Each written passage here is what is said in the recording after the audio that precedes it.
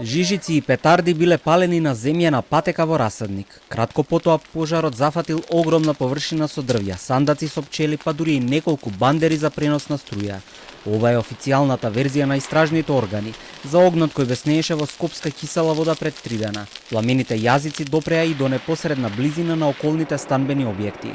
Денеска МВР поднесе кривична пријава за случајот, а обвинителството побара поведување подготвителна постапка спрема дете до судија за деца во Кривичен. Станува збор за еден малолетник со навршени 14 години, а другите двајца кои биле со него се помлади и не подлежат на кривична одговорност. Секторот за внатрешни работи Скопје до ОЈО Скопје поднесе кривична пријава против 14 годишен малолетник за сторено кривично дело предизвикување општа опасност, предвидено и казниво по член 288 од Кривичниот законник. За предизвикување општа опасност во членот 288 став 1 од Кривичниот законник е предвидена казна затвор од 6 месеци до 5 години за тој што со пожар или со друго општо опасно действие или средство ќе предизвика значителна опасност за животот на луѓето или за имот од големи размери. Од обвинителството денеска излегува со детали за случајот.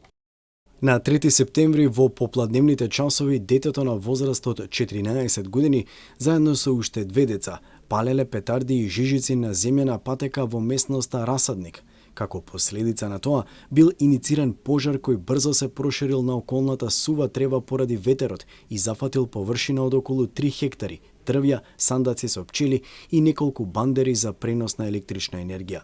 Со пожарот била предизвикана значителна опасност за животот и телото на луѓето и за имотот од големи размери. Просторот кај Расадник се уште не е урбанизиран и на некои места е целосно запуштен.